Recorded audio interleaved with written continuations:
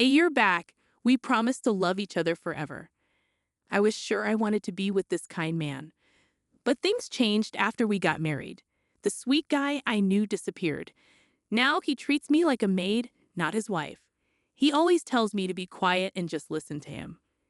I wonder how long this will go on. Little did I know, something good was about to happen. Hi, I'm Michelle Jenkins, 28 years old. I work as a secretary at my dad's company and also manage our home. My dad took over the business from my grandpa 2 years ago. Being the boss's daughter, guys usually approach me for money. I've never really been in love before. I stopped talking about my family to avoid attracting gold diggers. That's when I met David, the man who became my husband. I asked my friend who introduced us to not mention that I'm the boss's daughter. David doesn't gamble or smoke, and he drinks moderately. He was my dream guy, always telling me he loved and adored me. I thought I could spend my life with him. But when I told my dad about marrying David, he said, "Michelle, it's okay to marry him, but don't let him know you're the boss's daughter." I argued, "Dad, he's a good person. He's not after money." Dad insisted, "I don't want you to have problems. Let's revisit this after a year of marriage. If David stays the same, we'll talk about the company." Reluctantly, I agreed. Dad knew about my past bad experiences with guys after money. He just wanted to protect me. I decided to follow Dad's advice and keep quiet about being the boss's daughter for a year. Until then, I'd just be a regular secretary. So despite everything, David and I tied the knot. But now, a year later, I still haven't told him the truth. Why? Because he's changed. After the wedding, he became distant and cold. He'd come home from work in a bad mood, criticizing everything, even the dinners I made. "Hamburgers again? We're not kids. Can't you cook something different?" "But David, you used to love them. I've made them lots before." "Don't argue. You always make the same dishes. Besides salad and soup, you should know how to cook at least 5 other things." "5? That's too much. I have work too, you know. When I ask you to do something, you should do it. I married you, so listen to me." I'm sorry." The warmth and kindness he once had vanished, replaced by a cold mist that felt as sharp as ice. At first, I thought he was just having a rough day, but things kept getting worse. After 6 months of marriage, David turned into a full-blown tyrant. He'd nitpick about everything, from how I did the laundry to how I cleaned the house. If I dared to speak up, he'd yell at me with a terrifying look. Enduring his yelling was one thing, but sometimes he'd even throw away the meals I cooked. A year into our marriage, his tyrannical behavior hasn't changed. If anything, it's gotten worse. Just the other day, I got home late from work, and he immediately started shouting, "You're late. Do you even know what time it is?" I'm sorry.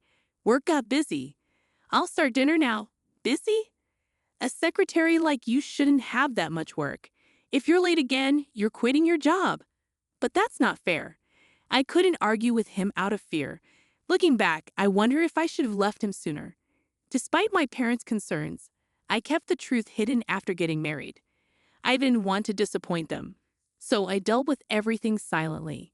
Then one day at work, my father called me into the reception room during a break.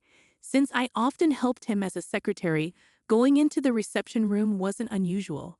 When I entered, my father was already there. "What's up?" I asked.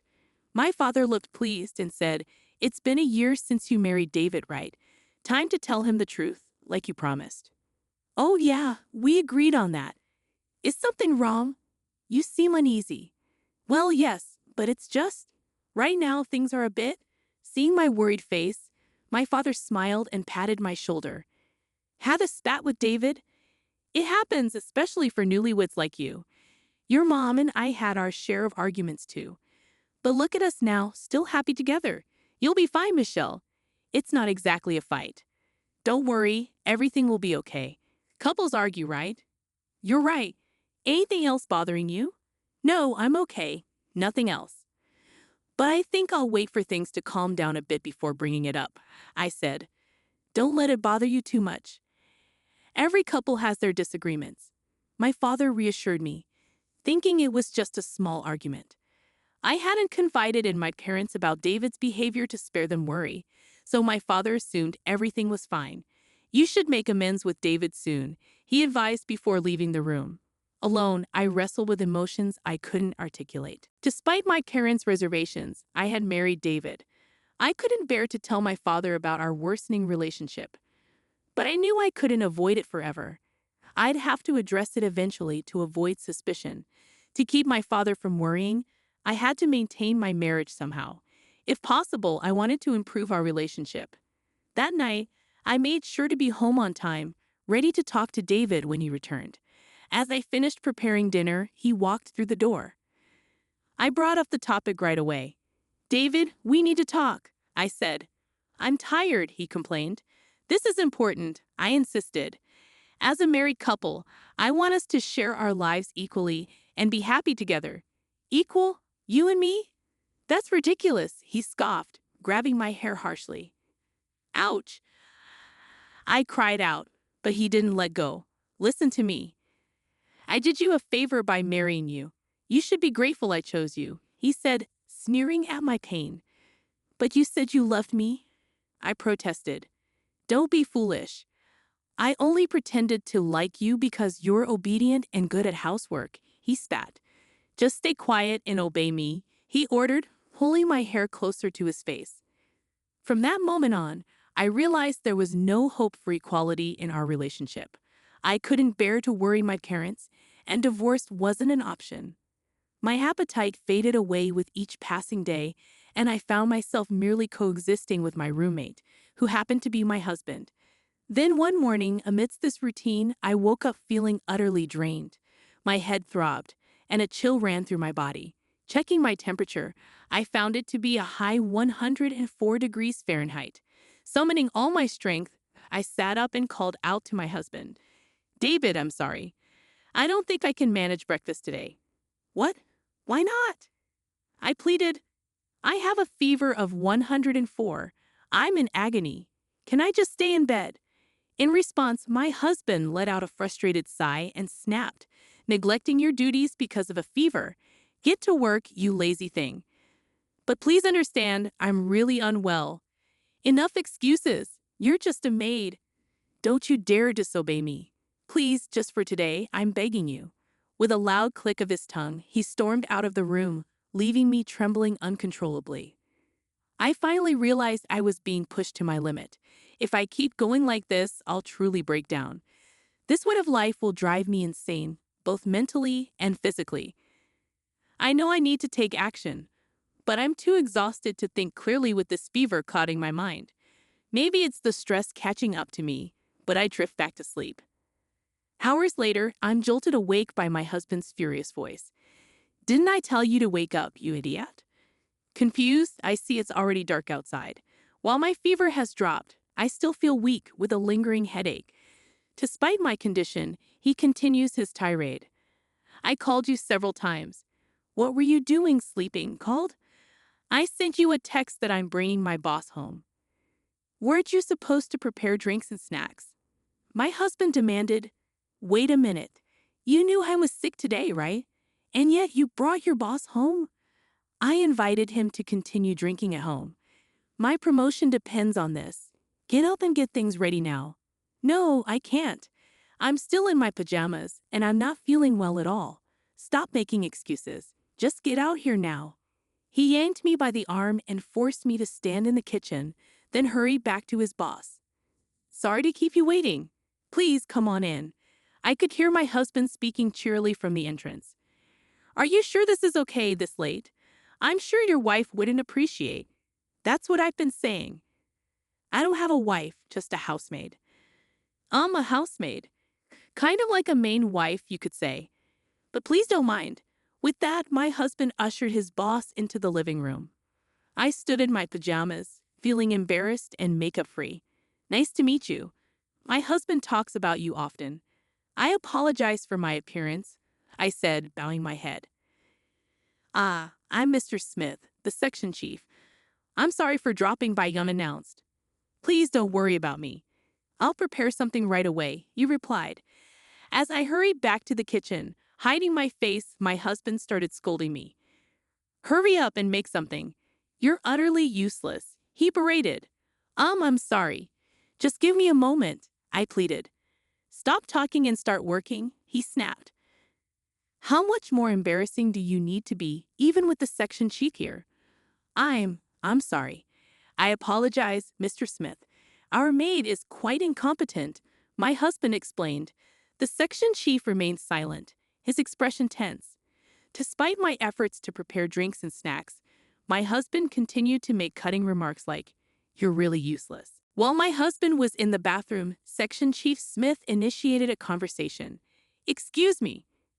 I couldn't ignore him, so despite feeling flustered, I responded, "Yes, is there something you need?" "You're CEO Allen's daughter, aren't you?" My last name used to be Allen, I confirmed, realizing he meant my father, CEO Allen. "How did you know?" "I visited your father's company for business before. You served me tea once, right?" "Wait, you were from that time?" I typically attended meetings with our business partners, serving tea and being introduced as Mr. Allen's daughter. Smith was one of those people. Although David's workplace had become a client of my father's company, I hadn't told my father that David worked there. Glancing towards the bathroom, Smith continued in a hushed tone. "What's going on with your husband's behavior?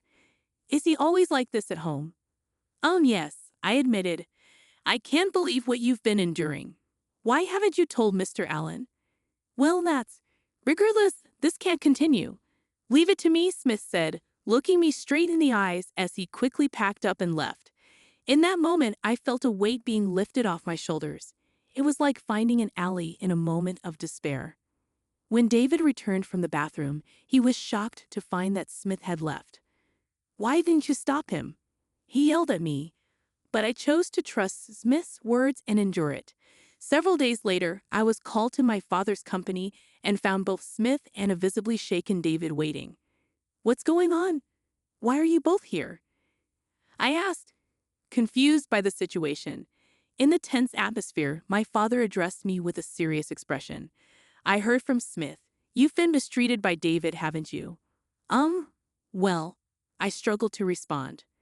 Understanding my intentions to spare him worry, my father expressed his gratitude. "Thank you, Smith, for bringing this to my attention and helping my daughter," my father said, and Smith bowed in acknowledgement. Then my father turned his stern gaze towards David. "David, I can't believe you've behaved this way. I regret allowing you to marry my daughter." "Please wait," David pleaded, visibly shaken. "I had no idea you were our business partner's president." "I didn't know Michelle was a CEO's daughter," David interjected.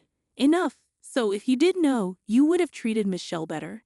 "You're truly despicable," my father rebuked. "No, there's no excuse for my behavior," David responded. "Excuses? I'm going to report you to your company's CEO. We have a long-standing relationship," my father declared. "No, please." David's eyes welled up with tears as he sank to his knees. Then he turned to me, pleading, "Michelle, please talk to your father for me." "You want me to speak up?" I raised my voice, releasing my pent-up frustrations. "Do you have any idea how much I've suffered because of your controlling, chauvinistic behavior? I've endured it silently, trying to salvage our relationship. But you destroyed everything, treating me like a servant and constantly belittling me. Do you know how degrading that was?" "Michelle, please forgive me," David begged. "Enough. Don't you dare address me by my name so casually. No amount of apologies will ever be enough. I don't care what happens to you. You reap what you sow. If you understand, stay out of my life forever," I concluded, resolute in my decision. At the climax of my outburst, David broke down in tears. Smith gently guided him out of the reception room, offering a respectful bow before leaving. Eventually, David and I decided to divorce. When my father informed David's company's president about the incident, he lost his job due to poor behavior at work. Without any severance pay, David moved back in with his parents, who were already aware of the situation. His father reprimanded him severely and forced him to leave their home. Now, David works long hours at a factory to make ends meet, while also fulfilling his alimony obligations to me. Meanwhile, I returned to my parents' home after the divorce and focused on rebuilding my life. I've since fully recovered and dedicated myself to my career. I've maintained a close friendship with Smith, meeting him regularly. Although I'm not considering remarriage at the moment, if I do decide to tie the knot again, I hope to find someone like him. When that time comes, my dream is to create a happy and fulfilling family.